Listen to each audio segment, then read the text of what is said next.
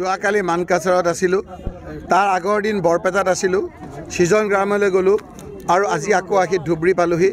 যিখিনি মানুহে বিগত ৩ মাহ নেৰা নাপাৰাকৈ বিভিন্ন প্ৰতিকূল পৰিস্থিতিত কংগ্ৰেছৰ পক্ষে তেওঁলোকে প্ৰচাৰ চলালে, সেই কংগ্ৰেছ কৰ্মীসকলক ৰাইজক কৃতজ্ঞতা ধন্যবাদ আৰু শুক্ৰিয়া জনোৱাটো মই এটা কৰ্তব্য বুলি ভাবিছিলোঁ আৰু সেইকাৰণে মই আজি আহি সেইসকলক এবাৰ দেখা দিছোঁ।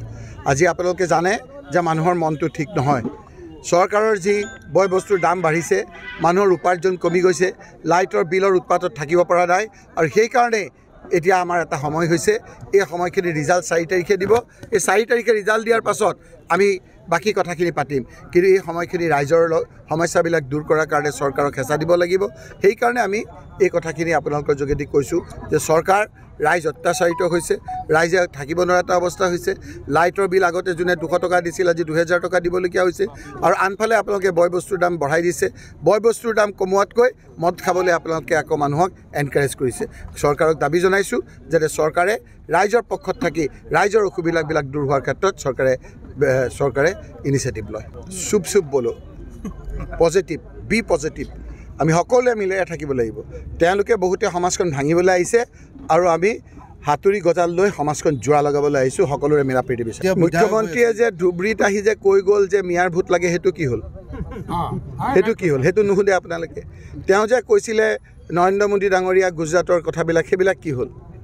তেওঁ যে কৈছিলে যে আপোনাৰ হুজুৰ আমাক নৰেন্দ্ৰ মোদী ডাঙৰীয়া অসমত আপোনাৰ সাম্প্ৰদায়িক BJP কৈছে আমাক সহায় কৰক, সেইবিলাক কথা কি হ'ল? মুখ্যমন্ত্ৰী ডাঙৰীয়াই যিবিলাক কথা কৈছে, এটা কনষ্টিটিউশ্যনেল পোষ্টত বহি আনকনষ্টিটিউশ্যনেল কথা কৈছে, অসাংবিধানিক কথা কৈছে। মই ইলেকশ্যন কমিশ্যন অফ ইণ্ডিয়াক অনুৰোধ কৰিম যে আপোনালোকে ইলেকশ্যনৰ আগত যেতিয়া নিৰ্বাচন ডিক্লেয়াৰ কৰিছিল, নীতি শিক্ষা দিছিল, আপোনালোকে এতিয়া মতো কেছ লৈ মুখ্যমন্ত্ৰী ডাঙৰীয়াৰ বিৰুদ্ধে ব্যৱস্থা গ্ৰহণ কৰিব লাগিব। মই কি ক'ম, তেওঁলোকে ক'ব।